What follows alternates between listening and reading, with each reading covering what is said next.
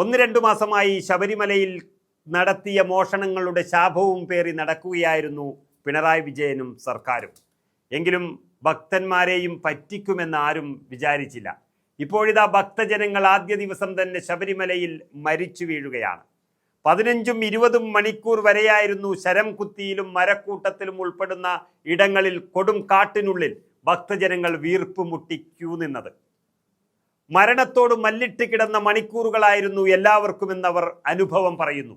ഇതാണ് മന്ത്രിസഭയുടെ പരാജയം എന്ന് പറയുന്നത്. LDF സർക്കാർ ഒന്നും ചെയ്യാതെ ലക്ഷക്കണക്കിന് വരുന്ന ഭക്തരെ നേരെ കയറ്റിവിട്ടത്. അവിടെ വെള്ളമില്ല, ഭക്ഷണമില്ല, നിയന്ത്രിക്കാൻ പോലീസുമില്ല.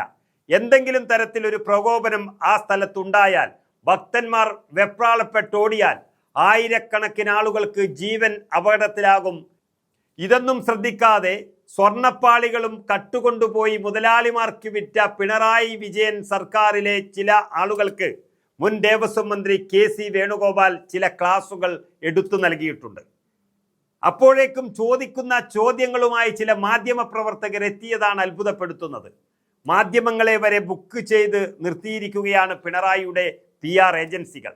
തെരഞ്ഞെടുപ്പ് പ്രഖ്യാപിച്ചതുകൊണ്ടാണ് ശബരിമലയിലെ നിയന്ത്രണം പാളിയത് എന്ന കള്ളന്യായവുമായി വന്നത് ചില മാധ്യമ പ്രവർത്തകരാണ്.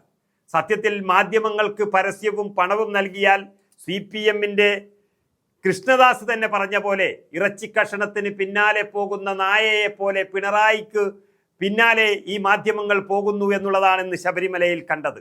യഥാർത്ഥ വസ്തുത അന്വേഷിക്കുന്നില്ല. ഏതായാലും KC വേണുഗോപാൽ നല്ല അറിയുന്ന ഭാഷയിൽ തന്നെ പറഞ്ഞു കൊടുത്തിട്ടുണ്ട്. ഈ തട്ടിപ്പും തരികിടയും കൊണ്ട് മലയാളികളെ തകർത്ത് കളഞ്ഞ പിണറായി വിജയൻ സർക്കാരിനെ നിലക്ക് നിർത്താൻ KCയെ പോലുള്ള ഒരാൾ അത്യാവശ്യമാണ്. ഏതായാലും മുൻ ദേവസ്വം മന്ത്രിയും 1 വർഷം തന്നെ 14 തവണ ശബരിമല കയറിയ ദേവസ്വം മന്ത്രിയുമായ KC വേണുഗോപാൽ പറയുന്ന വാക്കുകൾ നമുക്ക് കേട്ടു നോക്കാം. അവർക്ക് ഈ സ്വർണ്ണക്കടത്തുകാരെ രക്ഷിക്കാനും അത് കവർ ചെയ്യാനും വേണ്ടിയിട്ടുള്ള ശ്രമമായിരുന്നു അവർ നടത്തിക്കൊണ്ടിരുന്നത്. ഞാനും കുറച്ചു കാലം ദേവസ്വം മന്ത്രിയായിരുന്നു കേരളത്തിൽ. 1.5 വർഷമായിട്ടുണ്ടായിരുന്നു. ഞാനിപ്പോഴും ഓർക്കുന്നുണ്ട്, ഒരു സീസണിൽ 14 തവണയാണ് ശബരിമല സന്നിധാനത്ത് കയറിയിട്ട് നമ്മൾ റിവ്യൂ പ്രവർത്തനങ്ങൾ നടത്തിയത്. സീസണിന് മുമ്പേ ശബരിമലയിൽ ഭക്തജനങ്ങൾക്ക് സൗകര്യമൊരുക്കേണ്ട ഉത്തരവാദിത്വം സംസ്ഥാന സർക്കാരിനുള്ളതാണ്. അതിനൊരു സിസ്റ്റം ഉണ്ട് കേരളത്തിൽ. സ്റ്റേറ്റ് സർക്കാർ മോണിറ്റർ ചെയ്യുന്ന എല്ലാ ഏജൻസികളെയും കോർഡിനേറ്റ് ചെയ്തുകൊണ്ട് സംസ്ഥാന സർക്കാർ ചെയ്യുന്ന കോർഡിനേറ്റിംഗ് എഫേർട്ട്, ആ എഫേർട്ടിന് അവർക്ക് സമയം ഉണ്ടായിരുന്നില്ല. അവർക്ക് ഈ സ്വർണ്ണക്കടത്തുകാരെ രക്ഷിക്കാനും അത് കവർ ചെയ്യാനും വേണ്ടിയിട്ടുള്ള ശ്രമമായിരുന്നു അവർ നടത്തിക്കൊണ്ടിരുന്നത്. അതിനിടയിൽ ഭക്തജനങ്ങൾക്ക് സൗകര്യമൊരുക്കി കൊടുക്കുന്നില്ല. പ്രവൃത്തി ചെയ്യാൻ അവർക്ക് എവിടെയായിരുന്നു സമയം? ഇത് സ്റ്റേറ്റ് ഗവൺമെൻറ് കംപ്ലീറ്റ്ലായിട്ടുള്ള ഉത്തരവാദിത്വമായിരുന്നു. സംസ്ഥാനത്തിന് പുറത്തുനിന്നും വരുന്ന ഭക്തജനങ്ങൾക്ക് അവർക്ക് മതിയായ സൗകര്യം ഒരുക്കി കൊടുക്കുക. ഇന്നത്തെ കാഴ്ച എന്താണ്? എന്ത് ദയനീയമായ കാഴ്ചയാണ് ഇത്. പൂർണ്ണമായും സ്റ്റേറ്റ് ഗവൺമെൻറ് നിരുത്തരവാദിത്വമായ സമീപനം കൊണ്ടുണ്ടായതാണ്. അതുമാത്രമല്ല, സ്വർണ്ണക്കടത്ത് മൂലം ഉണ്ടാക്കിയിട്ടുള്ള ശ്രമങ്ങളിൽ നിന്നും അവരെ രക്ഷിക്കാൻ വേണ്ടിയുള്ള പരിശ്രമത്തിൻ്റെ ഭാഗമായിട്ട് ഇക്കാര്യത്തെ അവരെ പൂർണ്ണമായും ഇഗ്നോർ ചെയ്തതിനുണ്ടായ സാഹചര്യമാണ്. ശബരിമലക്ക അതൊരു വിചിത്രമായ അത് ഇലക്ഷൻ കമ്മീഷനാണ് മറുപടി. അങ്ങനെ ഒരു കാലഘട്ടത്തിലും ഉണ്ടാവാറില്ല. ശബരിമല തീർത്ഥാടനം എന്ന് പറയുന്നത് ഒരു ഓൺഗോയിങ് പ്രോസസ്സാണ്. അത് 4-5 മാസം മുമ്പേ തുടങ്ങും ഇതിൻ്റെ പ്രിപ്പറേഷൻ. നമുക്കെല്ലാവർക്കും അറിയാം. എത്ര റിവ്യൂ മീറ്റിംഗ് നടത്താറുണ്ട്?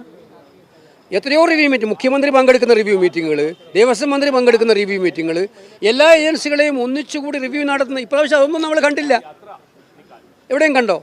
അവർക്കതിനുള്ള തിരക്കില്ലായിരുന്നു, സമയമില്ലായിരുന്നു. അപ്പം അതുകൊണ്ട് ഇലക്ഷനെ കുറ്റം പറഞ്ഞിട്ട് കാര്യമില്ല. സ്വന്തം കെടുകാര്യസ്ഥതയും അതല്ലെങ്കിൽ സ്വന്തക്കാരുടെ അഴിമതി മറച്ചു വെക്കാനുള്ള വ്യഗ്രതയും മൂലം ഉണ്ടാക്കിയിട്ടുള്ള പിടിപ്പുകേടാണ് ഈ സംഭവങ്ങളിലേക്ക് നയിച്ചിരിക്കുന്നത്. അതിന് അവർക്ക് തന്നെയാണ് ഉത്തരവാദിത്വം, വേറെ ആർക്കുമല്ല ഉത്തരവാദിത്വം.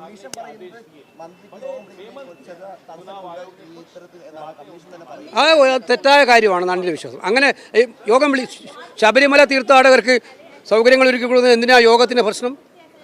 ഇലക്ഷൻ എപ്പോഴാണ് അനൗൺസ് ചെയ്തത്? ഇലക്ഷൻ അനൗൺസ് ചെയ്ത് ഒരാഴ്ചയില്ലായിട്ടുള്ളൂ. ഒരാഴ്ച കൊണ്ടാണോ ഈ തയ്യാറെടുപ്പ് നടത്തേണ്ടത്? നിങ്ങൾ എന്ത് വാചകം പറഞ്ഞത് എനിക്ക് മനസ്സിലാവുന്നില്ല. ഒരാഴ്ചയാണ് ഇലക്ഷൻ അനൗൺസ് ചെയ്ത്. നവംബർ 10-ാം തീയതിയാണ് ഇലക്ഷൻ അനൗൺസ് ചെയ്തത് അല്ലേ? ഇന്നിപ്പോൾ 18, ഒരാഴ്ച കഴിഞ്ഞു. ഈ ഒരാഴ്ച കൊണ്ടാണോ ശബരിമല ഒരുക്കങ്ങൾ നടത്തേണ്ടത്? അതെന്തൊരു ന്യായമാണിപ്പോൾ?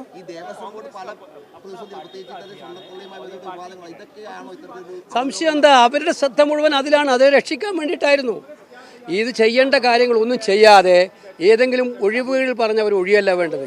ഇനിയെങ്കിലും യുദ്ധകാലാടിസ്ഥാനത്തിൽ തയ്യാറെടുപ്പ് നടത്താണ് വേണ്ടത്. ഏതെങ്കിലും ആരെങ്കിലും പഴിചാരി രക്ഷപ്പെടുകയല്ല വേണ്ടത്. ഇത് നമ്മൾ തെലുങ്കാനയിൽ നിന്നും ആന്ധ്രയിൽ നിന്നും തമിഴ്നാടിൽ നിന്നും കർണാടകത്തിൽ നിന്നും നമ്മുടെ നാട്ടിൽ നിന്നും വരുന്ന ലക്ഷക്കണക്കിന് തീർത്ഥാടകർക്ക് സൗകര്യമൊരുക്കുന്ന ഉത്തരവാദിത്വം അവർക്കുള്ളതാണ്. അതവർ ചെയ്യുന്നതിൽ ഉത്തരവാദിത്വപരരഹിതമായി പെരുമാറി എന്നുള്ളതാണ് യാഥാർത്ഥ്യമായിട്ടുള്ള കാര്യം.